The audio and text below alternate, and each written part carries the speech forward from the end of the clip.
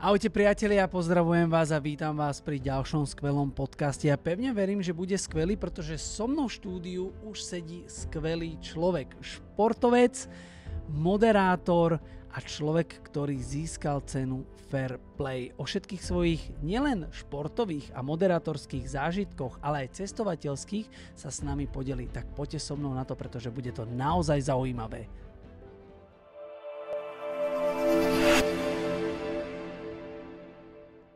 Miško, čau, vítaj v štúdiu a ďakujem veľmi pekne, že si našiel čas a že si prišiel. No Jani, ja ďakujem za pozvanie. Daj na to. Sledujem ťa celé tie roky od začiatku, jak sme sa bavili o tom, že my už sa poznáme 25 rokov snoď. Ty počkaj, to ani nemôžeš povedať. 25 rokov snoď. 20? Fakt? Ja, áno, je to áno, 25 od mojich... Tuším, že ja som mal 18, keď som nastúpil do nemenovaného fitness centra. Môžeme povedať, môžeme, jasné, my si to môžeme hovoriť, čo chceme. Golem Aupark, áno, no. Áno. A ja už som tam fakčil, že? Ty už si tam fakčil, hej, ty už si tam robil svoje tréningy. Čo si to robil nejaký ten... Také, jak tajbo, ale to sa volalo teraz nejaké, že neviem, či sme to volali nejako karate aerobik, alebo nejako inak. Nemohli sme to tajbo volať, no. Áno, boli to tie začiatky a v podstate tam sme sa spoznali, 25 rokov. Takže... Ty kokso, tak to je 25 rokov. 25 rokov. No ale ty si tam nastúpil vlastne ako tréner do fitka. Jak som študoval FTVšku, no tak vtedy to bolo také čerstvé a že tak idem to využiť, tie moje znalosti, no a tak. Ale necítil si sa tam nejako, lebo dlho si tam neohrial. Ne, dlho som sa tam neohrial, ale bolo tam super. Boli to super začiatky aj s tým trénovaním. A myslím, že sme tam boli aj dobrá partia. To bolo legendárne fitko, však to sa vlastne, že to bolo také prvé veľké fitko, nebol to ešte klub, ale že prvé také, že tam sa chodili aj tak ľudia otrčať, že kto chodil do golemu, tak to niečo bolo, to bol niekto, kde chodíš do golemu, ježiš, špacírka, hej. Ale akože dobrá zostavička, Števko Ross, Hanka, tam bola potom... Množstvo, Tomáš Dostal. Áno, Tomáš Dostal, presne, oni tam boli... No už si nespomenúť, ale presne. Tomáš Mihálik potom neskôr Tomáš prišiel Mihálik, s Relom, áno, zdravíme všetkých. Kapacita tiež, takže... Takže tam sme sa spoznali a vlastne, čak ty si bol bývalý, alebo ešte neviem, tedy si bol kajakár. Hej, vtedy už som bol taký, že načatý triatlonista, ale áno, hej, tie začiatky boli na tom v tej kanoistike. Vlastne rodinný šport, pokračoval som tradíciu od strýka, brata, ja potom otec do toho tiež trošku zabrdal. No počkaj, otec akože trošku zabrdal, však otec je normálne akože vážny športovec. Tak otec je teraz vážny športovec. No. U neho to tak graduje tými rokmi, no. Presne v 75-ke tu chodí Ironman a začal nohy. Jeho si musím zavolať takisto, lebo to by nám presne mohol povedať, že ten vek není vlastne akože dôležitý. Není, no ako keď sa na neho pozerám, tak fakt není zábrana.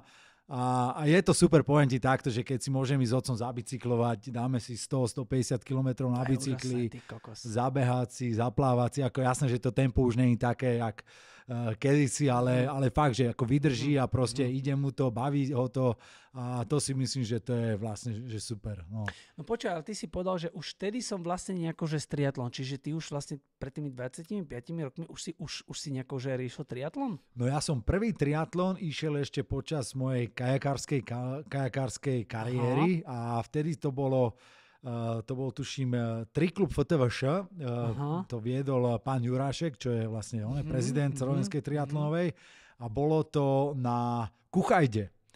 A otec, že však poď vyskúšaj to a ja som mu frflal, že 3 športy, však rob jeden poriadne, a kanoistiku. A on, že poď vyskúšaj to a uvidíš, že možno budeš. Tak my sme, ako kajakári, my sme behávali, my sme bicyklovali, takže my sme mali tú kondičnú prípravu. Hej. A na tej Kuchajde to som tiež plavky niekde našiel, tak som si dal plavky, vtedy ešte neboli krásne celotelové outfity. To si mal také slipkovité? Áno, len také slipkovité. Dobre. Crop top som mal tiež.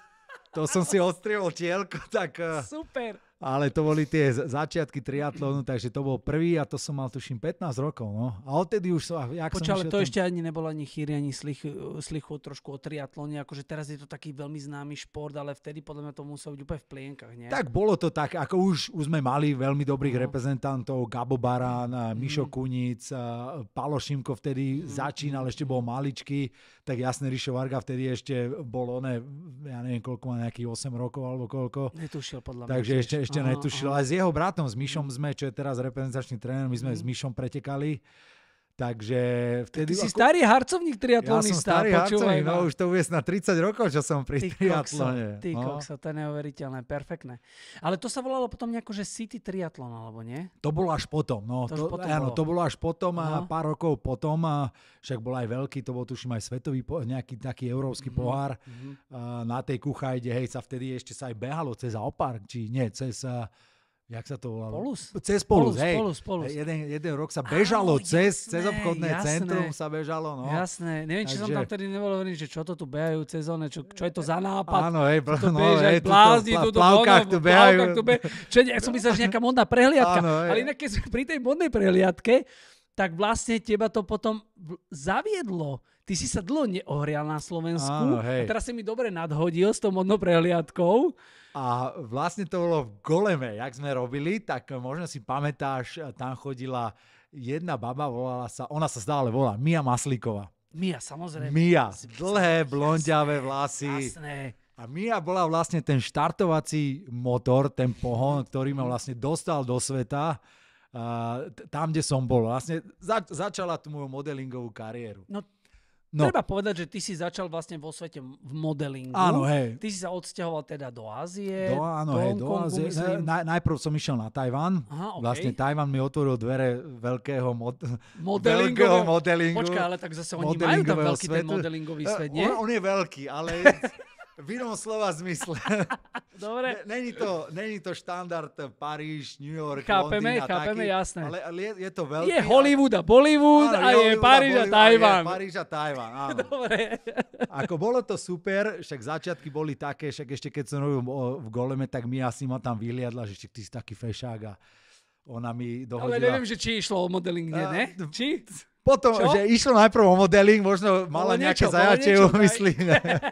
Povedz. Ale nebolo nič. Ako Mia bola vtedy, ja som ju bral akože fakt, že ikonu. Keď povieš, my to vystrihneme, neboj. Hej, nie. Ako ja som jej doteraz zaviazaný a vždycky, keď ju aj niekde vidím, tak si na ňu spomeniem. A prvý job som dostal, metro katalóg som fotil, áno, hej, monterky alebo nejaký balík nejakého psačieho jedla som mal na sebe. Takže to boli tie začiatky a potom v podstate od toho som sa odrazil a dostal som sa na ten Tajvan a v podstate tam už začala tá moja cesta azijská a 16 rokov som tam bol. No ale ty si tam stále vlastne. A tomu sa dostaneme. Hej. Čiastočne si aj tam. Čiastočne aj tam, áno. Chodíš aj tam. No dobre, ale teraz to už sme tak akože skočili, ale vrátime sa teraz späť v čase, že ty si vlastne začal také tie modelingovú svoju dráhu a to ťa napadlo, že čo? Lebo chceš ísť akože mimo? Chcel si odísť zo Slovenska? Vieš čo, bolo to tak, však teraz som mojou manželkou, vtedy sme boli, v podstate my sme spolu chodili. Počkaj, jak s tvojou manželkou? Ty si ženatý už? Áno, ja už som ženatý. Ale neblázni. No tak už sme v tom... To daj na to, tak to počkaj. Už sme v tom spolu, no.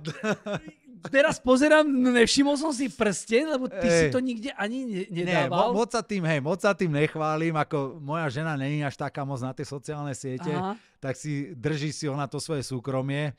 Tak ale tiež... počkaj, chcem ti zagratulovať teda. Ďakujem krásne. Vítaj do klubu ženichov. Vítaj do klubu. Potom si môžeme, keď padne kamera, tak potom si môžeme povedať ostatné.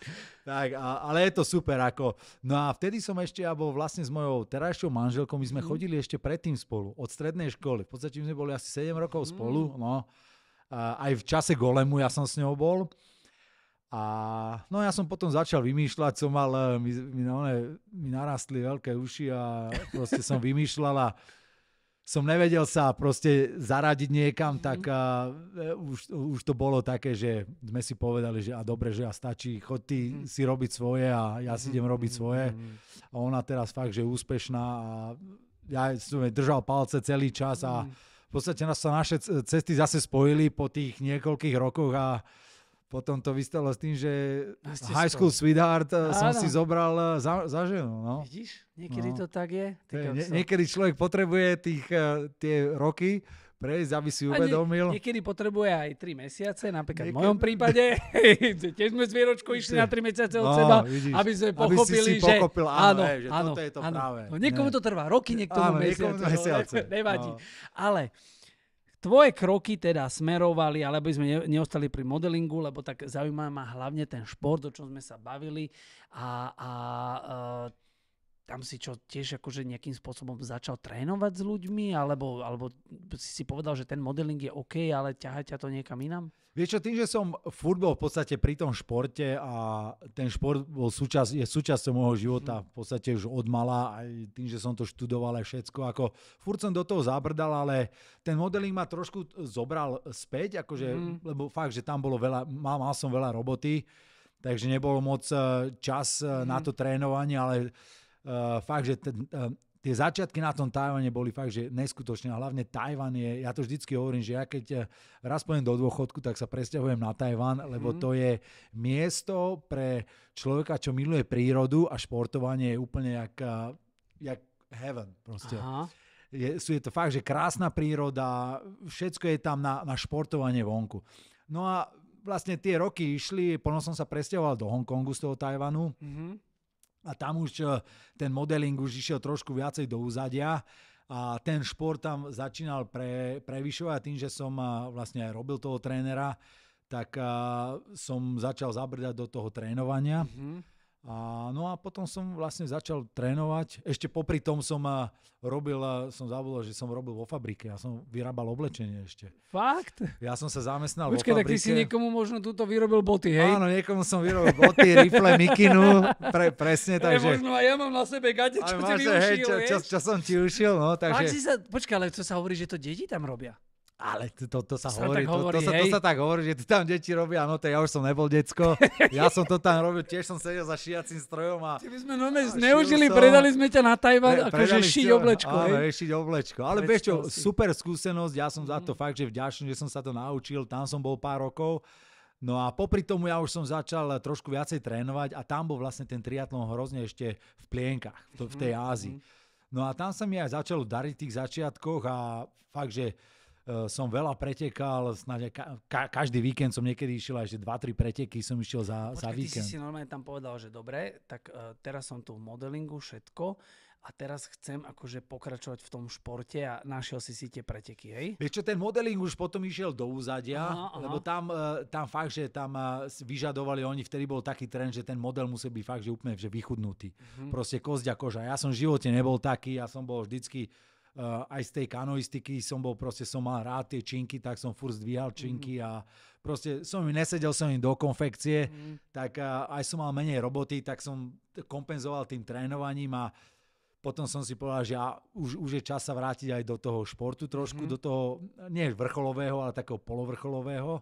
Tak ten triatlon som videl, že sa to tam rozbieha, tak som si našiel nejaké stránky a tie preteky a boli tam aj nejaké trailové behy a začalo sa mi dariť, že som fakt, že vyhrával tie preteky a s chuťou rastie chuť, tak sa to povie, nie? S jedlom rastie chuť, áno, hej, tak s jedlom rastla chuť, tak som proste pretekal každý víkend a popri práci, čiže som robil od pondelka do piatka, vždycky na víkend som aj niekam odletel, takže v tej Ázii sa dalo, vieš, že naskočil si na lietadlo piatok po obede, zaletel som buď na Tajván, do Číny, alebo niekam do Thajska, že to pár hodinové lety a zapretekal som si, ešte som aj zarobil si, lebo tam boli fakt, že dobré prize money.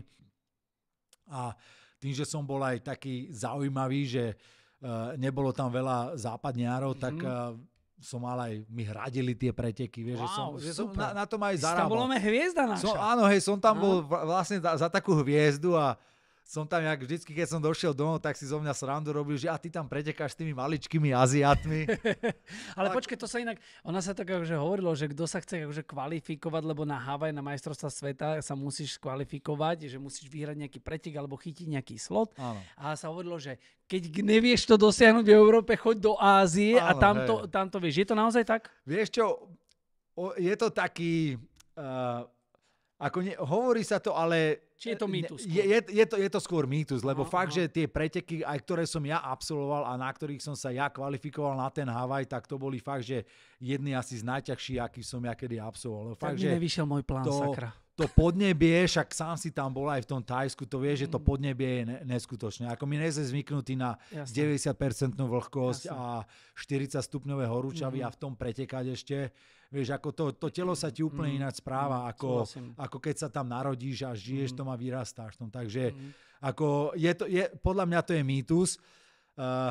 Ako áno, konkurencia tam není až taká ako napríklad v Európe, ale je tam ten boj s tým podnebím, s tými podmienkami. Musel by si zvyknúť a tým, že ty si mal tú výhodu, že si vlastne mal ten drive Európana a tie predispozície dobré a ešte si bol aj zvyknutý na to podnebné pásmo, tak si vyhrával.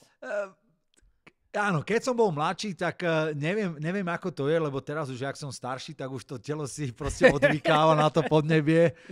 A keď tam už pretekám, tak fakt, že už si vyberám také preteky, ktoré sú už čo najkratšie, lebo fakt, že to telo si už nevie zvyknúť na tie podmienky. Ale ako dalo sa to prekonať a podarilo sa mi kvalifikovať dvakrát na ten Havaj v tých najťažších, prvé preteky. Počkaj, ty si išiel ten Havaj? Išiel som ho dvakrát, Išiel si celý Havaj? Normálne akože veľký full, hej? Áno, celý full a to som sa kvalifikoval prvýkrát v Číne. A v podstate, jak všetci hovoria, že Havaj je jeden z najťažších pretekov, tak pre mňa bol ten Havaj. Ja som si tam spravil osobák asi o 1:20, lebo fakt, že tie podmienky, ktoré som mal, keď som sa kvalifikoval v Číne, čo bolo, že 2 dni po tajfúne a tam boli fakt, že extrémne horúčavy, bola nejaká, že 60% ľudí nedokončilo skrz tie podmienky. Fakt, že tam bolo, že boj o život a ten, kto došiel do cieľa, snad si zaslúžil ten slot, ktorý si vybojoval. Rozdali všetky sloty. Kto dojde do cieľa, dám slot. Vyslovene, že to tak bolo. Kto dojde do tú cieľovú pásku, tak mu dáme za ten heroický výkon. A potom vlastne rok na to na Filipínach. No, takže dvakrát som si to odbil, mám to odfajknuté a už to mám. Dobre, ale teraz vieš, odídeš zo Slovenska a necháš tu proste frajerku, ktorú vlastne budúcu ženu, čo sa nevedel, samozrejme kamarátov, rodinu, všetko. Nepríde ti tak potom tak ľúto, alebo nebolo také, že chcem to zabaliť a idem domov, že kokso, že síce vyhrávam tie preteky, všetko, ešte prídem domov, kamoši si so mňa srandu robia ešte. Nebolo to v tebe také, že... Vieš čo, ako tie začiatky, mal som taký homesick trošku, keď som tam došiel a prvé tie mesiace, ale vieš čo, ja som sa vždycky snažil, keď som niekam došiel, tak som si snažil vybudovať si tam také svoje zázemie. Vieš, proste taký svoj domov, že nesnažil som sa tam proste zabaliť sa, vieš, do nejakého klbka a proste, vieš, ľutovať sa, že vieš, a teraz čo a proste chýba mi domov a stále si to opakuješ, ale vždycky sa snažím, keď niekam dojdem, tak sa snažím vyťažiť z toho maximum a proste aj keď vtedy ešte vlastne v tých začiatkoch ešte to nebolo také, ako teraz vieš, že teraz ideš náš FaceTime a si hoci kde na svete môžeš, jasne. Tak si v tom kontakte vtedy predsa len bol ten roaming fakt, že neskutočne drahý. Išiel som do budky, volal som 3 minúty z domov a zaplatil som Mailand. Dopisy si písal. Áno, písali sme si pohľadnice. Áno, mám sa dobre. No ďakujem, žijem stále. Ale ako... Mal som aj ťažšie obdobie, ale vždycky som sa snažil to proste nejako si nájsť ten balans tom a proste tešiť sa z toho, že som tu, že mám tu možnosť tu byť a zarobiť tie peniaze, fakt v podstate to bolo ten drive, keď som tam išiel, takže zarobiť si niečo a proste vyskúšať a vidieť, proste spoznať novú krajinu. Takže ako aj teraz, keď cestujem, je toho si myslím, že stále oveľa viacej, tak vždycky idem s tým, že chcem si to tam užiť. Vieš, že není to len o tom, že práca, ale že musí ma to baviť a vždycky si tam snažím sa nájsť niečo fakt, že to pozitívum. A to je dobré, že hovoríš, lebo to je vlastne taká pointa alebo podstata každej práce by mala byť teda, že robiť to, čo nás baví a tým pádom to potom stratí možno takéto toho strašiaka, že idem niekam a idem do roboty, že teším sa na to, že wow, niečo zažijem nové. Je toto to, čo Mišo Buček chcel, toto, že čo si tak vysníval, keď si možno v tom goleme chodil a si tak hovoril, že medzi tými činkami, že raz budem proste niekde ja úspešný, možno model, možno triatlonista, možno moderátor, ale nechcem žiť na Slovensku, chcem ísť do sveta.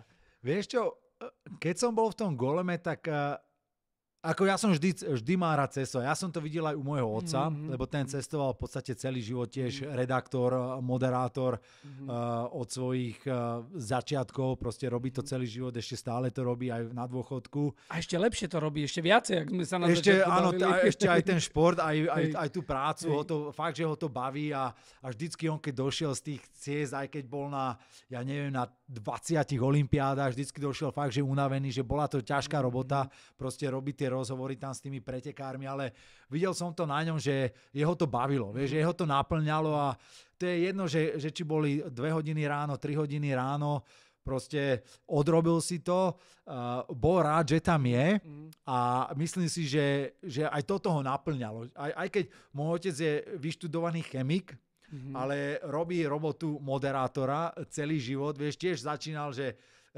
jeho otec bol niekde, robil v plinárniach alebo niekde tiež ako chemický inžinier, čo má aj vyštudované, ale potom vlastne furt ho to ťahalo do toho moderátorstva, do toho redaktorstva.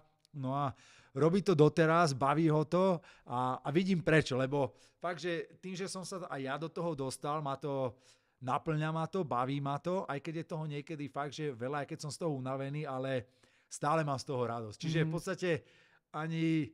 Aj keď teba sledujem, vieš, že v podstate, že sme unavení, aj si unavený z toho, čo robíš, ale baví ťa to, vieš, že vidíš tom vidíš tom potenciál a máš z toho rado, že nie je to len, že do keľu musím tam ísť a robím to, lebo to mám zaplatené, ale vidíš tam proste tú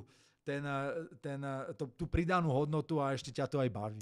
No opäť to je taký ďalšia pointa podľa mňa života, že robiť presne prácu, ktorá nás baví, ktorá nás naplňa a potom ju vieme robiť najlepšie, ako vieme. Lebo ja si myslím, že není nič horšie, ako keď robíš prácu, ktorá ťa nebaví.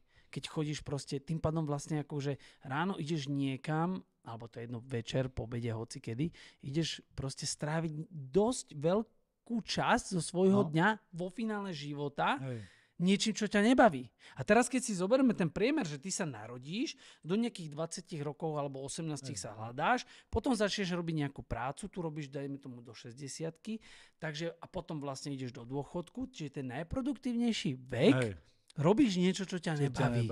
A to je podľa mňa, že katastrofa.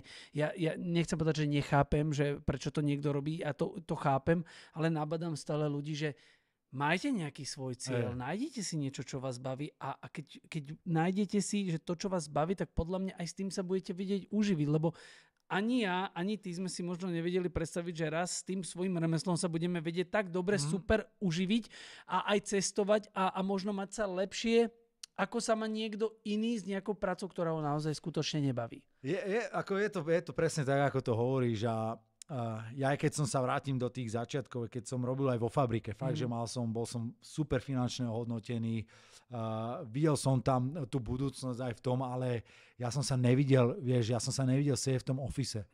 Ja som tam musel dojsť ráno na tú 8 a proste, aj keď som si odrobil, že som mal skoro odrobené, nemohol som odísť, lebo proste aj tá mentalita v tom office bola, že musíš tu byť, pokiaľ šéf neodíde. A niekedy ja som mal robotu hotovú o 12, o 1, vieš, ale proste musel som tam byť, lebo tak to bolo zaužívané, vieš, a proste nebavilo ma to, vieš, aj keď som videl fakt, že tie peniaze ti chodili na účet a mohol som si kúpiť čo len chcem, ale proste nebolo to, presne nenaplňalo ma to. Nesadilo to v tej tvojej vizualizácii toho svojho života. Ja som presne a vtedy a potom som si jedného dňa povedal, že a dosť a idem ja proste robiť toho trénera, keďže som mal aj na to aj vzdelanie, aj som si nejaké kurzy urobil a fakt, že to ma naplňalo. Tiež zase to bola robota, nebola to ľahká robota, lebo tiež som musel robiť fakt, že od rána do večera, robil som sám na seba, ale už už ma to naplňalo stále viacej a viacej. Vieš, ako bolo to fakt, že niečo, čo som ja chcel robiť. Úplne ťa rozumiem, tomu chápem. Niekedy v živote ale musíme robiť aspoň časť života niečo, čo nás možno úplne nebaví, aby sme potom mohli robiť, čo nás baví, že zarobíme nejaký ten kapitál na to, aby sme sa ako odrazový mostík na to, že OK, tak teraz mám ušetrené peniaze.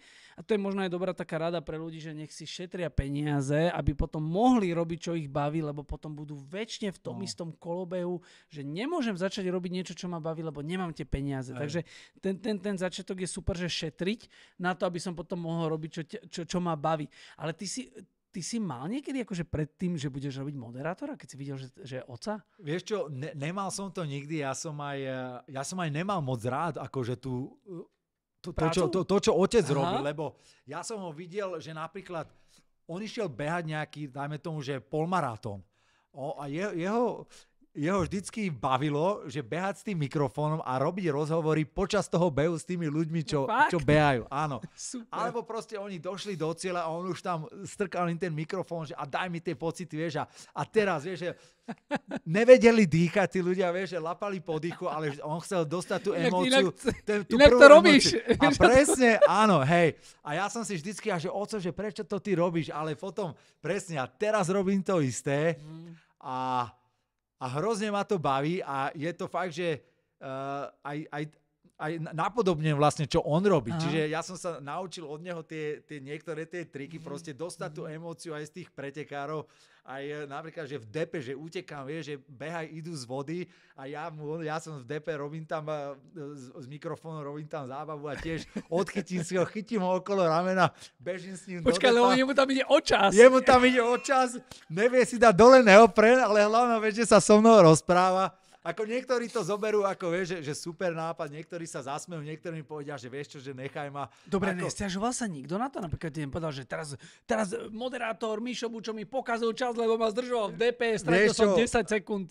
Nerobím to profíkom, ktorým ide o ten čas, ako robím to väčšinou s hobíkmi, aj ktorí vidím, že sú tam, že idú si to užiť. Aj toto moderovanie je na každom kontinente úplne iné. Že keď robím tie moderovačky napríklad v Ázii, tam si to ľudia oni si tam idú tie preteky, že užiť, vyslovene, že užiť. Tam im nejde o ten čas. Tam ide o to aby sa oni zúčastnili a aby si užili ten pretek, aby mali srandu a potom idú do cieľa, zoberú tam babky, detkov, psi, mačky, celé rodiny a prebehnú cez tú finish line, vieš, spolu a tešia sa. Aj keď idú napríklad polovičný Ironman, čo ty odídeš za 4,5 hodiny, ono ho ide 10, vieš. A potom zase je druhý extrém, sme v Amerike, napríklad, alebo tuto v Európe, kde proste ide im o ten čas, vieš. Že tam musíš vedieť, že čo si môžeš dovoliť. Toto bola moja otázka, lebo už sme teraz skočili do toho moderovania. K tomu sa ešte k tvojim začiatkom sa dostaneme, ale keď sme načrtli túto tému, vidíš práve ten obrovský nejaký rozdiel, že ako to tí ľudia vnímajú ten pretek, že ako teraz si povedal, že v tej Ázii sú že wow, idem si to užiť a že tí Európania, možno tí Nemci, alebo že možno aj v tej Európe sa to podľa teba delí nejako, že Taliani sú možno viacej takí temperamentní a že presne, že vidíš tam tú povahu, tú kultúru, možno tie povahové črty v tých ľuďoch? Vieš čo, by som to zaradil tak, že Amerika, Európa, Ázia. Takto by som to rozdiel. Že tá Európa je taká špecifická na to svoje, že máš tam tie kluby, že je hrozne veľa, že keď moderujem preteky v Európe, triatlonové, tak je veľa klubov. Vieš, že sú tam proste kluby. Potom v Amerike máš hrozne veľa individuálnych pretekárov. A zase v Ázii máš tiež sú kluby, aj individuálni, ale sú tak pomiešaní, že proste, že tam idú za tým účelom, lenže si to užiť, vieš. Čiže také for fun. Áno, že vyslovene, že for fun, proste, aby dostali tú medailu, aby mali ten ruksak, idú nakúpiť do Expa, vieš, celý sa oblečú. A ako to poznám... Aziáti, jasné. Hej, proste, okay, jasné. A je to každý ten iný. Aj to moderovanie je potom trošku iné, iný štýl toho moderovania. Tiež musím sa nastaviť aj podľa toho, aký je vlastne ten mood. A kde sa ti najlepšie moderuje? Vieš čo, asi tá Ázia. Lebo je to tam také uvoľnené, vieš, že nie je to tam také, že až moc profesionálne, tak tá Ázia je vyslovene taká, že tí ľudia majú z toho takú radosť, aj proste idú do finish line. Teraz som bol nedávno v Číne pri Šanghaji a sme tam tancovali, vieš, že vo finish line a že proste nejdu proste len o to, že stopky musím zmačknúť, aby som mal čo najrýchlejší čas, ale proste uži si to, že je to tam viac menej také uvoľnené. Ale zase, ono sa to líši aj od určitých pretekov, vieš, ako keď aj tí pretekári, niektorí idú za tým, že chcú tie sloty dostať napríklad na tie veľké preteky, na Havaj a tak, chcú sa nominovať niekam, alebo potom zase majú také, že sú menšie preteky, kde sú fakt, že kde si to idú len užiť. No dobre, teraz sme sa dostali k tomu moderovaniu, ale skôr mi povedz, že ako ty si sa k tomu dostal, lebo tak vlastne odísť do veľkého sveta, ty si dlho žil teda v Ázii, v Hongkongu, asi najviac v Hongkongu. V Hongkongu. Asi v Hongkongu najviac. A zrazu, však my sme ťa sledovali a zrazu, že Mišo Bučo moderuje preteky. Ja, že počkaj, však robil modela, potom robil trénera, potom však ten triatlon tam niekde samozrejme, že išiel k tomu a zrazu moderovanie pretekov. Vieš čo, ono to začalo tak, že v podstate, jak som pracoval a robil som toho trénera, tak som pretekal veľa. A budoval som si tak nejak to svoje meno po Ázii, som pretekal veľa. A jak som už spomínal, tak ten triatlon bol v plienkach, tak sa mi darilo vyhrávať preteky, tak už som si tam urobil určité meno a v podstate roky išli. Už som nevyhrával toľko tých pretekov, ako som chcel, ale to meno som tam mal a vždycky ja som sa snažil si vybudovať nejaký vzťah s tými organizátormi tých pretekov a proste mať nejaký vzťah s nimi. No a potom už ku konci, nechcem povedať, že ku konci mojej semi-profesionálnej kariéry, lebo ja som aj pretekal ako profesionál určitú dobu. Som si spravil profesionálnu licenciu, lebo som myslel, že sa dostanem na olympiádu alebo čo. Takže ten sen sa mi nesmil. Dostal som sa tam ale ako kuchár. Áno, môžeme tiež povedať samozrejme. Hej. Dostal som sa tam ako kuchár, ale už to nebolo také, už som aj ja videl, že už ani tie výsledky nie sú také, aké by som ja chcel a som si hovoril, že hrozne ma baví ten triatlon. Mám hrozne veľa známych priateľov, aj tých organizátorov tých pretekov a zrovna jeden kamarát, ktorý veľmi dobrý kamarát, ktorým sme pretekali fakt, že niekoľko rokov, tak založil novú organizáciu, ktorá sa volá Super League. Veľmi známa, veľmi dobrá pre profesionálov a takže za ním som došiel, že tiež sa volá Mišo, Michael Mišo. Ja že hovorím, že Mišo, že počúvam, že ja už asi pretekať nebudem toľko, tak že čo by som robil? A on mi hovoril, že počúvam, že tebe v kuse ide huba. Že ty v kuse mele, že so všetkými sa pozná, že furt robíš zábavu a že baví ťa to. Že čo keby si išiel moderovať moje preteky? Ja mu hovorím, že ale ty proste tvoje preteky sú čisto profesionálne, že tam ide o to, že hej, ale že tiež, že potrebujeme mi zabaviť, že nie je to len že čisto pretek, ale je to aj taká, že potrebujeme ten entertainment.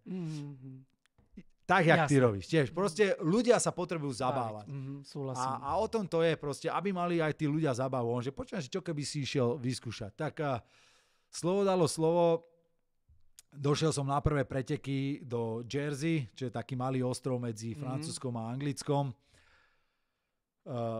Ľudia sa bavili, ja som sa bavil a vlastne tam sa to odštartovalo. Hneď som dostal angažmá, tuším, že na Filipíny, potom ďalšie preteky. Čiže tam si ťa všimli ďalšie, áno, hej, tam si ma všimli. Ja som aj potom povedal aj tým organizátorom pretekov, čo som ja robil, že počúvajte ma, že začal som moderovať.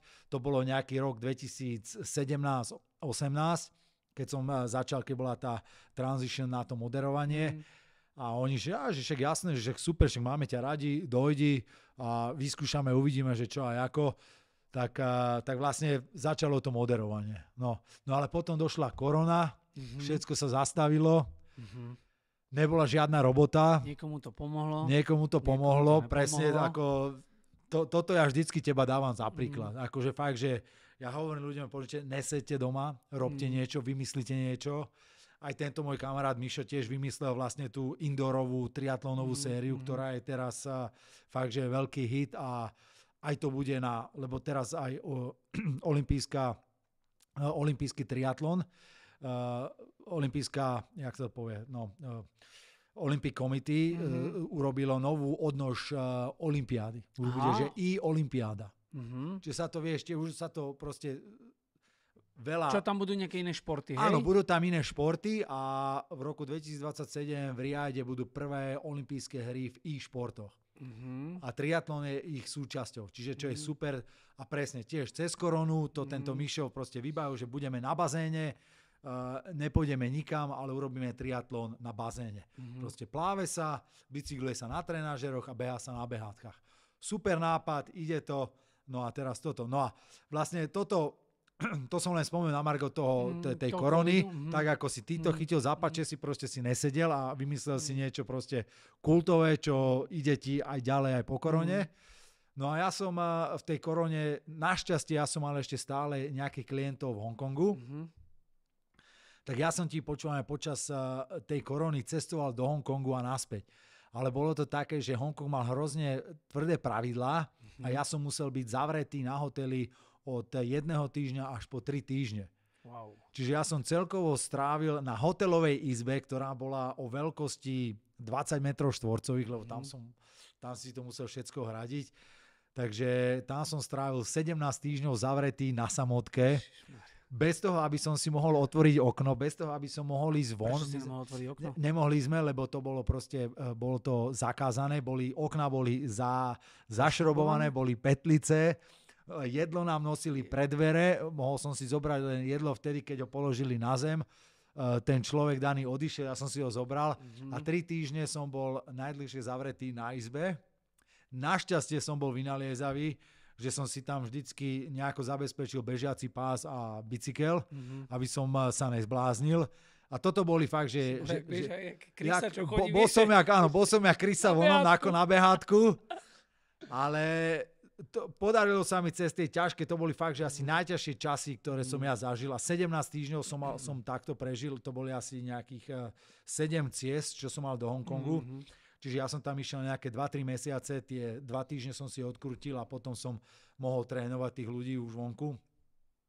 No a vlastne tie 2 roky som fungoval takto, ako bolo to ťažké, nevedel som, čo bude potom, som si myslel, že moja kariéra moderátora je super, na rozbehu, všetko sa darilo, no a vlastne tá korona došla, tak som skončil zase ako tréner. Našťastie hovorím, že som mal ešte tých klientov tam, ktorých som mohol trénovať, lebo však žiadne eventy neboli. No a potom vlastne korona skončila a tiež sa to veľmi, veľmi pomaličky rozbiehalo. A dneska už je to pekne rozbehnuté, dneska cestuješ po celom svete, už vlastne veľa moderuješ aj na Slovensku, aj slovenské preteky. Keď porovnáš napríklad moderovanie, môžeš v pohode povedať, keď to je zlé, že moderovanie na slovenské preteky a zahraničné? Vieš čo, musím veľmi poďakovať Jožovi a Peťovi Pukalovičovcom, ktorí si ma všimli a ktorí mi dali dôveru a proste povolali ma na niektoré z nich zo svojich pretekov a verím tomu, že som ich nesklamal. Mali sme aj Joža, aj Peťa v našom podcaste, kľudne si to môžete vypočuť, celý zaujímavý príbeh o celej tej ich ére, ČSOB, maratónu a všetkých ostatných veľkých behov. Takže to je tiež zaujímavý príbeh. Takže aj s nimi si začal spolupracovať. Vlastne áno, oni boli taký rozbeh, lebo už ten svet už bol ako tak rozbehnutý, čiže chodil som a už som začal robiť aj série Ironmanov, proste challenge som robil. Stále väčšinou to bola Ázia, Amerika a vlastne vďaka Pukalovičovcom som začal moderovať aj túto. Oni však ty chodíš po svete, vieš po anglicky, vieš tú reč a my tiež máme už fakt, že tie čísla tých zahraničných účastníkov už aj na Slovensku fakt, že stúpajú každým rokom, takže už aj oni chceli mať trošku zahraničného moderátora. Áno, nech je to teda aj nech je to viacej, áno, hej, nech je to viacej trošku zahraničné a takže som začal tu, takže im touto cestou chcem veľmi poďakovať za to, že mi dali možnosť a no my som ti ich chceme nesklamal. poďakovať, pretože ty nás krásne reprezentuješ v zahraničí, to znamená, že vždy však samozrejme sa určite pýtajú, odkiaľ je ten chalán zo Slovenska, takže podľa mňa každý, kto robí v zahraničí dobre svoju prácu, tak robí aj dobré meno Slovensku. A to je podľa mňa úplne úžasné a treba to robiť, pretože si myslím, že my máme brutálne veľa šikovných ľudí, ktorí sa vedia presadiť teda aj v zahraničí. A ty si, počúvaj ma, získal aj nejakú cenu, ja viem, že takže fair play, hej? Áno, hej. A to bolo za čo? Vieš čo, no to bolo ešte, keď som pretekal a bolo to v Číne na jedných pretekoch a zachránil som život. Zachránil som život jednému pretekárovi, ktorý už bol v podstate, neviem, či bol polomrtvý, ale už bol v podstate prevrátený hlavou dole vo vode a už len tak plával. Ale bolo to, vieš čo, bolo to šťastie v nešťastí, že som ja doňho vlastne zabral rukou, ako som počas tej plaveckej časti, že ja som doňho zabral rukou a tiež fakt, že bolo to veľmi nepríjemný pocit, ktorý neželám nikomu, aby zažil. No dobre, počkaj, ty si plával a ty si zrazu videl, že lebo vieš, do vody všetci naskáču a tam všetci. nikto nerieši, že či tam niekto pre tebou pláve, alebo... Áno, presne. A ja už som išiel, v podstate my sme mali 2 kolečka plávania a toto už bolo v mojom 2. kolečku a bolo to asi, ja neviem, 500-600 metrov od brehu. Počkaj, nebolo to, že v prvom kolečku si ho chytila, v druhom, že stále je tu, hej? Áno, stále je dobre, tu, no. Nebolo to také. Už to bolo, v 2. kolečku a bolo to fakt, že taký pocit, ktorý som v živote nezažil. Lebo fakt, že vieš, aké to je počas toho plávania na tých pretekoch, že sa tam ťaháš za nohy, hej, je to v podstate taká pračka, vieš, mela je to fakt, že je to mela, dostávaš údery, aj ťahajú ťa ľudia, štícujú, no proste je to, ale toto bolo fakt, že niečo, čo som ja v živote nezažil. Bolo to fakt, že som narážil do niečo, aké by tam bol nejaké vreco, vieš.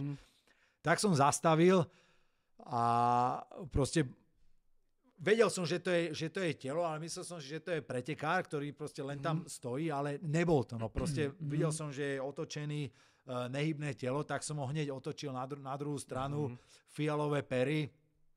Našťastie opodiaľ asi 100 metrov od nás bola záchranná loď, ktorá sa ale nemohla dostať ku nám, lebo predsa len tam bolo, vieš, tam boli ľudia, jasné, áno, bolo tam plno pretekárov, tak som ho chytil pod krk, aby nebol namočený, aby nebol stále pod vodou. No a dotiahol som ho k tej vlastne záchrannej lodi. Tam už mi ho pomohli vytiahnuť na loď a tam ho začali vlastne oživovať. Tak ja som im pomohol, bol to asi, ja neviem, 10 minút som stratil, keďže som videl, že na tej lodi už je fakt, že dosť veľa ľudí, boli tam aj záchranári, tak už som ich nechal robiť svoju robotu. Ako mám aj záchranársky kurz, všetko, však to máme snáď všetci, ako to fakt, že tie prvé veci, hlavne to bolo o tom nespanikári, vieš.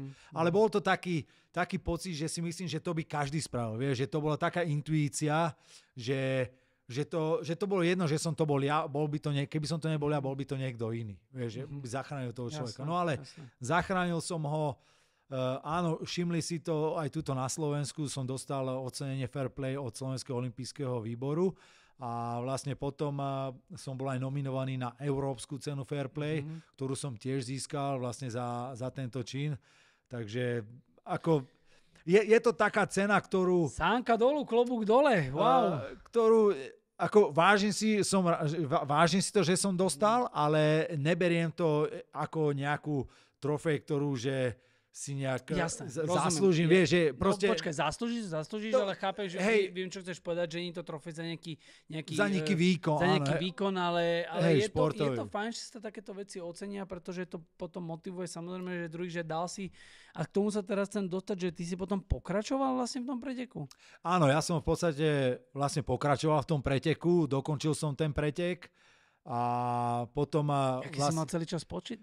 Nemal som dobrý pocit. Mal som stále pred očami toho človeka a veril som, že sa im podarí ho oživiť, čo sa im nakoniec aj podarilo, jak som vlastne dobehol do cieľa, lebo ja už som nemohol, vieš, ak už sme ho vytiahli na tú loď, som im pomohol vytiahnuť na tú loď, tak tam už bolo predsa len dosť ľudí, aj záchranári, takže tí už ho zachraňovali.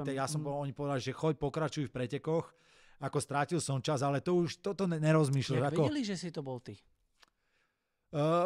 Asi im niekto povedal, že som to bol ja a stále. Toto bolo v Číne, proste lokálny pretek niekde pri Pekingu Nebolo nás tam veľa zahraničných pretekárov, bolo nás tam možno nejakých 6-7. Asi si bol jediný, ktorý si nebol Aziat, že? Je to dosť možné. Áno, bol som jeden z mála neaziat. Nevedeli, že si to ty, vysoký, normálne oči, žiadne šikmé oči, hej, jasné, chápem. Tak vedeli, kto som, aj potom som vlastne sa išiel, oni za mnou došli po pretekoch, že aj mi poďakovať, aj povedali, že zachránili ho, že nehali si ho v nemocnici. No a potom vlastne pár mesiacov na to mi aj poslali akože z mesta, že aj ďakovný list, že major toho mesta, že mi osobne ďakuje a keď sa tam niekedy objavím, alebo nejaké, že mám vždycky dvere otvorené, tak ako u nás sa dávajú kľúče do mesta, tak ja som dostal taký kľúč do mesta. Super. Do niekoľko miliónového mesta, tak ako bolo to, aj ten človek sa ma snažil skontaktovať, hej.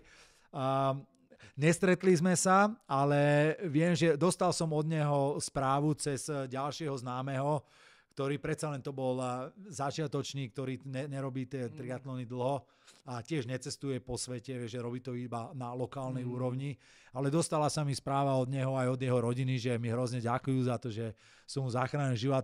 To ma fakt, že to ma potešilo, že... Ale nestretli sme sa, lebo som aj veľa ľudí sa ma na to pýtala, či som sa s ním stretol potom, tak nestretol, ale dostal som od neho správu. Ty kokso. Tak to, ja som zvedavý, lebo možno jedného dňa príde takéto stretnutie a možno vlastne ty uvidíš ako keby, vieš, že jeden čin môže spraviť to, že on bude mať ďalej deti a tie deti budú mať deti a že vlastne ako keby... Vieš, čo chcem povedať, že možno sa raz o 20-30 rokov stretnete a príde nejaká pravnúčka a ona ti povie, že ďakujem, že som tu na svete vďaka tebe, vieš. Čiže nikdy nevieme, že ktoré naše kroky môžu ovplyvniť potom životy ďalších ľudí. Ale ty počas tej celkovej veľkej tvojej, teraz môžeme hovoriť o športovej kariére a teraz o moderátorskej, tak chytím sa toho veľkej moderátorskej kariéry, si mal niekedy taký ten breakdown, úplne také, že si povie, že ale ja trebem na to už, nechce sa mi, že... Vieš čo? Cestujem po celom svete, ženu mám doma, proste chodím hore-dole, žena ma nevidí, tlaky, nemal si takýto pocit? Vieš čo, mal som, keď je toho hrozne veľa, tak mám ten pocit, že nestojí mi to za toto cestovanie, lebo fakt, že mám super ženu, mám neskutočnú nevlastnú dceru, takisto 13-ročnú, ktorá je fakt, že zlatičko naše a proste ten čas s nimi viem, že tá robota mi nenahradí, ale zase mám rád tú robotu, ale niekedy si presne poviem toto, že nestojí mi to za to, vieš, že aj tie peniaze, aj to cestovanie, viem, že tá robota vždycky bude. Keď človek chce, tak si tú robotu nájde. Vieš, keď sa človek neopustí, tak vždycky si nájde nejakú prácu a vždycky si vždycky bude robota. No a to s tebou súhlasím. Hej, a mám presne ako tieto stavy niekedy, keď je toho fakt, že hrozne veľa. Ja som unavený a už fakt, že aj tie prelety, že lietam... Časové pásma, no ako fakt, že už to na mňa vplýva, ako keď som bol mladší, tak to nebolo také hrozné. Prepáč, že ti skačem do rečí, hlavne ty vlastne, aj keď si unavený, meníš časové pásmo, ty tam musíš prísť a ty si vlastne že si za počítačom a niečo rúža, ty musíš práve ešte dať tú energiu. Od teba sa to očakáva, že budeš usmiatý, entertainment, wow, ideme, poďte do toho. No presne, presne toto je to, že však to poznáš. Tiež potrebuješ zabávať tých ľudí a niekedy to je fakt, že ideš, že si unavený, vieš, že dneska to není tvoj deň, ale nemením časové pásma. Idem maximálne do Nemecka, do Poľska, do Maďarska, do Rakúska a do Košíc, hej, a nemením časové pásma. Nemeníš ty časové pásma. Toto je trošku, vieš, že tie časové pásma fakt, že doliehajú na mňa už čoraz viacej a viacej. Ale no musím sa s tým popasovať nejako, vieš, ako... Mám rád tú robotu a viem, že není to ľahké niekedy, ale presne potom zase ma to tak dobije tou energiou, že proste ja vyletím, vieš, že užijem si tie preteky alebo ten event, proste, že dám zo seba všetko, lebo viem, že aj tí ľudia očakávajú to, že proste aj oni idú na tie preteky, oni si to ich chcú užiť, vieš. A ja im chcem dať tú emóciu, ja im chcem, aby si to užili, aby proste tam nebol nejaký moderátor, ktorý tam sedí, vieš, a rozpráva iba štartové čísla, ktoré prejdú cez cieľ, ale proste dať tam a potom ja, vieš, a keď ja dostanem tú spätnú väzbu, tak mňa to zase nabije, vieš, proste aj tými tou energiou a veľakrát, aj teraz sa mi stalo, ako dosť krát sa mi to stáva v Ázii, že keď robím s tým spolumoderátorom alebo spolumoderátorkou, tak tí mi stále hovoria, že chod si oddychnúť, nemôžeš takto stále skákať. Ale ja hovorím, že mňa to baví, vieš, že ja si nebudem teraz oddychovať, že teraz veľa ľudí ide do cieľa a proste, alebo teraz je tu veľa ľudí, tak ja im chcem dať tú emóciu, že ja proste, ma to baví, vieš, že ja chcem vidieť aj toho posledného, čo ide z vody, alebo toho posledného, čo beží do cieľa a všetci na neho čakáme, tak aby dostal to isté, jak dostane ten prvý, vieš, lebo aj jemu vidím, že ide do cieľa, že je proste unavený, že mal ťažký deň, že musel prekonať fakt, že veľa tých svojich prekážok počas toho preteku a on potom dojde do tej finish line a tam ľudia, vieš, tá finish line buráca proste a my tam skáčeme, tancujeme, vieš, a proste je to úplne iné. A už aj teraz mám zimovriaky, ako o tom rozprávam a aj toto ma vždycky tak naštartuje, vieš, a dodá mi tú energiu, ale zase potom po evente ja nechcem nikoho vidieť. Aha, si úplne, že ja som proste úplne groggy, ja si hovorím, že dobre, ďakujem, že bolo to super, ale idem ja na tú izbu hotelovú, vieš, a lahnem si, alebo zavolám domov, alebo vieš, že a teraz už chcem mať ten kľud. No. Chcel som sa ťa ešte opýtať, ale to si ešte nechám neskôr. Kde sa ty cítiš ako doma? Vieš čo, kedysi som sa cítil doma v Hongkongu, keď som tam žil. Tých, neviem koľko, 14-15 rokov plus ten Tajvan 2 roky. Hongkong bol môj domov. Ako Slovensko bolo vždycky moja domovina, ale spravil som si tam taký domov, home away from home. Domov ďaleko od domova? Áno. Ďaleko od domova. A proste mal som tam super zázemie, všetko išlo, zarábal som dobre, dobrých kamarátov, všetko. Myslel som si, že to je domov, ale potom som došiel do určitého bodu, keď som si povedal, že a ja chcem sa vrátiť na Slovensko. Teraz máš už ten domov. A teraz mám ten domov tuto na Slovensku. Akože fakt, že to je jedno, kam cestujem. Milujem cestovať po celom svete, navštíviť hociakú krajinu, ale domov je tuto na Slovensku. Teraz hovoríš, že len tá rodina, jasné, rodičia, babka, strýko, brat. A tlaky z domu nie sú na teba, že už nechod toľko, necestuj toľko, buď s nami doma, lebo teraz by sme, dobre, teraz povedzme, že priemerne, že koľko si teda v zahraničí a koľko si doma? Vieš čo, no každý rok sa to trošku viac stupňuje a vychádza to asi pol na pol. Takže, ale vždycky je to také obdobie, že zima je väčšinou, že som doma, ten december, január väčšinou som doma, potom sa to rozbehne, začnem cestovať, tam potom som menej doma, ale vždycky je to tak rozdelené, že na pol. Aj so ženou sme sa tak dohodli, že už nebudem cestovať, že keď mám aj robotu, že mám 2 týždne medzi, tak sa vždycky vrátim domov. Sa.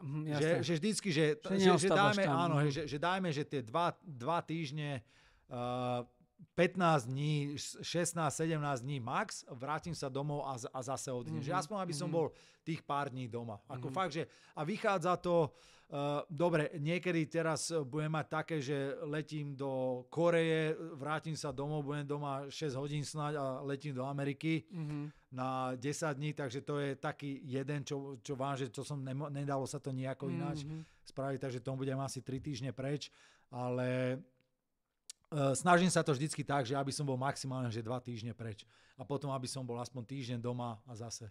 Si hovoril o tom, že aj tak veľa rád cestuješ, že chodíš, ale teraz vlastne ty veľa cestuješ v rámci práce a potom prídeš domov a teraz niekedy ti povie tá žena, že a nešli by sme na taký výlet, že do Ázie niekde na dovolenku. Vieš čo, toto je dobré, lebo moja žena nemá rada cestovanie. Tak to je super. Moja žena rada naskočí do auta a pomenie niekam buď do Chorvátska alebo tuto po Slovensku. A to má rada, ale tie ďaleké cesty ona nemusí. Aha. A to isté aj dcera, tá tiež, ona nemusí, ako my radi chodíme do Grécka, v Grécku máme doma, to je tiež tak maximálne, že čo ona 2,5 hodiny vydrží by v tom lietadle, aha. Potom už sa ošíva, že už sa nechce a hento, takže žena, keď dojdem domov, tak ona povie, že poďme niekam, ale poďme skôr niekam po Slovensku. Super. Ale ona je rada aj doma. Ako, to musím povedať fakt, že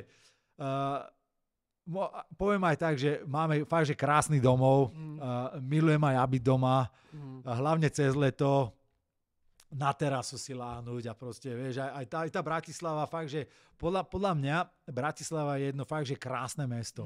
Lebo máme aj mesto, máme aj hory, vieš, máme jazera, v podstate nie je to moc veľké, nie je to moc malé, čiže... Ale máme kľud. Nikto nás nevie. Áno, hej, nikto nás nevie. Nikoho nezaujímame. Nikoho nezaujímame, takže... Nemusíme sa báť. Áno, tak zaklepeme na drevo.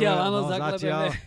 Takže... Vidíš to aj ty cítiš to, keď cestuješ, že si povieš tak, že wow, že sa vlastne na tom Slovensku je fakt dobre? Hej, ako vidím to, fakt, že ako my tuto, myslím, že fakt, že Slovensko je fakt, že super, ako z môjho pohľadu. Jasne. Z môjho pohľadu je fakt, že ja sa mám veľmi dobre na Slovensku. Na žitie, bavíme sa o tom žitie. To, že už niekto aký má plát a či zarába viac a menej, to sa teraz nebavíme, aby nás ale žitie, že to ľudia sa vždycky pýtajú, tam musí byť super, vieš, ale ja hovorím, že no dobre, že veľa ľudí Ameriku má proste vysnenú Ameriku. Ako... To je taký americký sen.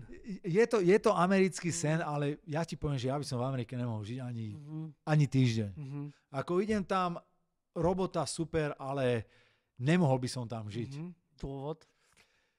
Proste neviem. Necítiš to proste.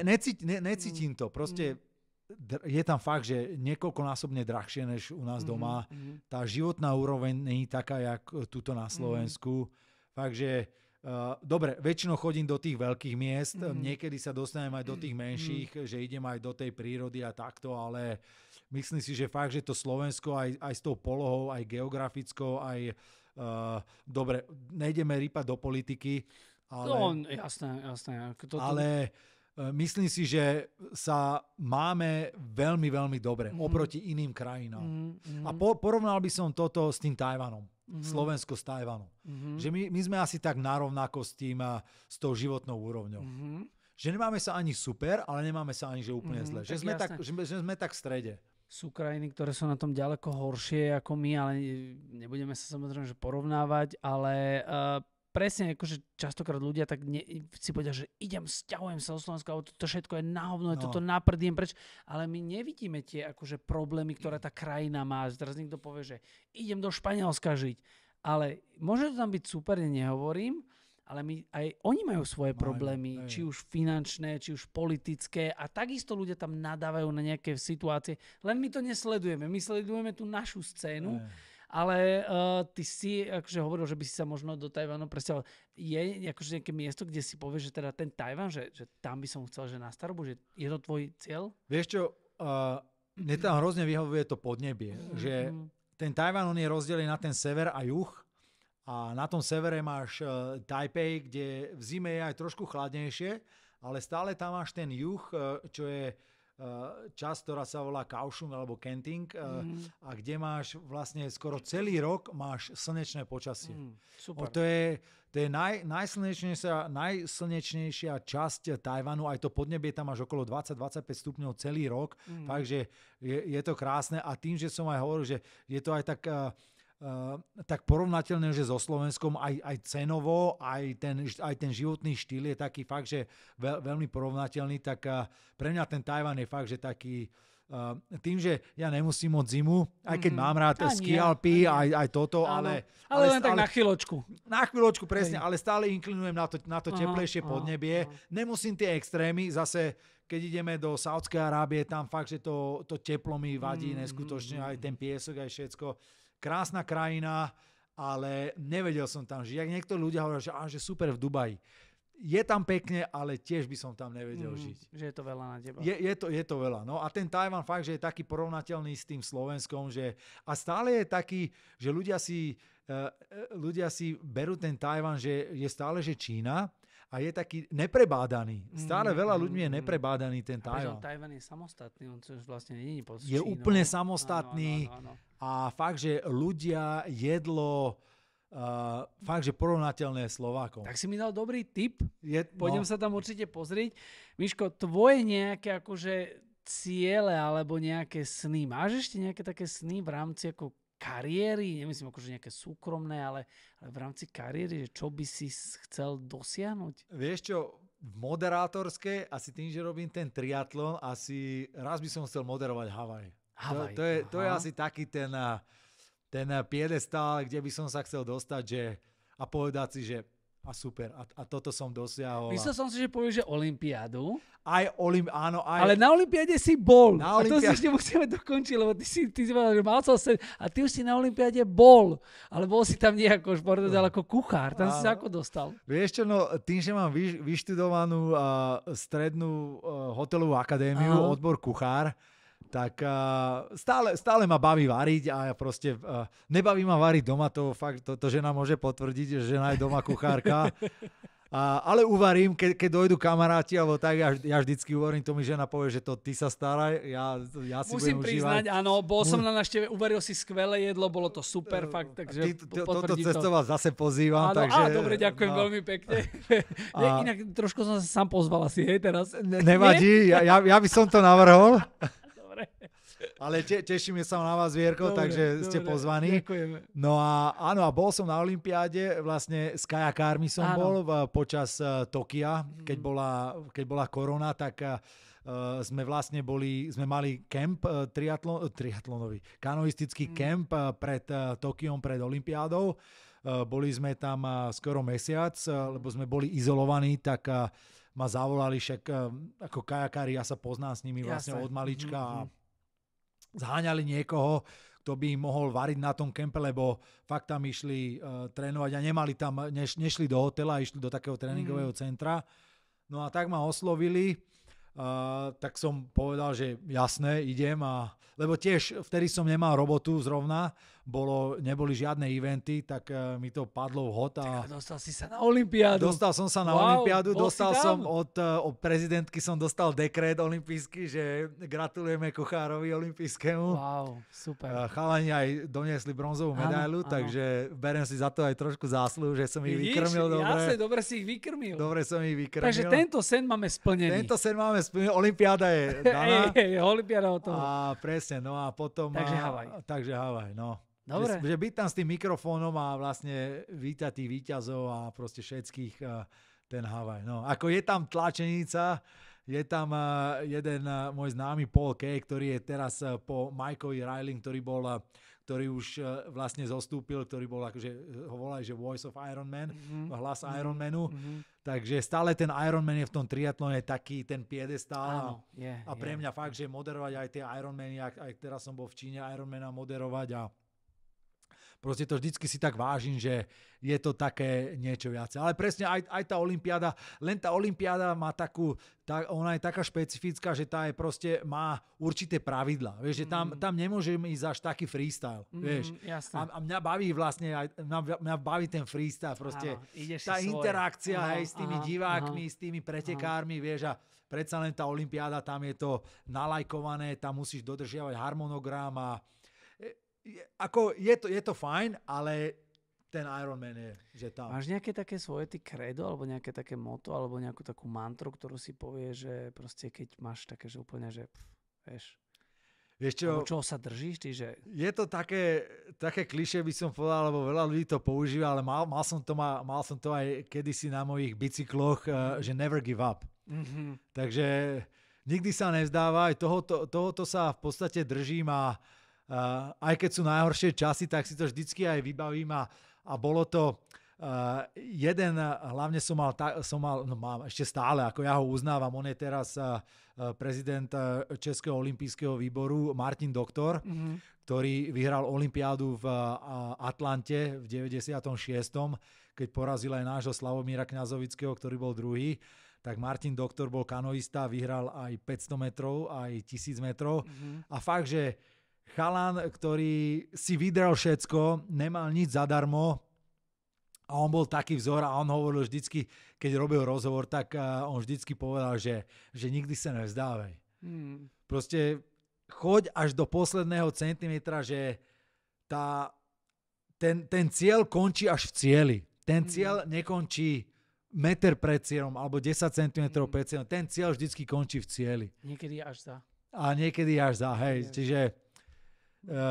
Všetky klišé sú vlastne naozaj tak, preto sa hovorí, že je to klišé, áno, že niekto povie, že je to klišé, ale sú to hlboké myšlienky, hlboké veci overené, takže niekedy sa stačí držať práve toho, čo je také, že klišé a dosiahnuť svoj cieľ. To sa ťa možno ľudia aj potom pýtajú, že dobre, ako to mám urobiť, a čo mám urobiť, ty si taký úspešný a čo im tedy ty povieš? Vieš čo, presne ako ja som si tiež prešiel ťažkými časmi, vieš, že jak som došiel do tej Ázie prvý, vieš, že nikto tam nešiel nemal som tam nikoho, nevedel som po anglicky, keď som došiel prvýkrát, vieš, že fakt, že ma vypustili do jamy levovej a musel som sa starať sám o seba, vieš, ako proste a nemôžeš sa vzdať, lebo keď sa vzdáš, tak potom, vieš, urobíš ten jeden krok, potom urobíš druhý krok, tretí, vieš, a je to presne o tom, že nevzdať sa a fakt, že ísť si za tými snami, ísť si za tým a proste nemusí sa to hneď stať, vieš, že nebudeš majster sveta na druhý deň.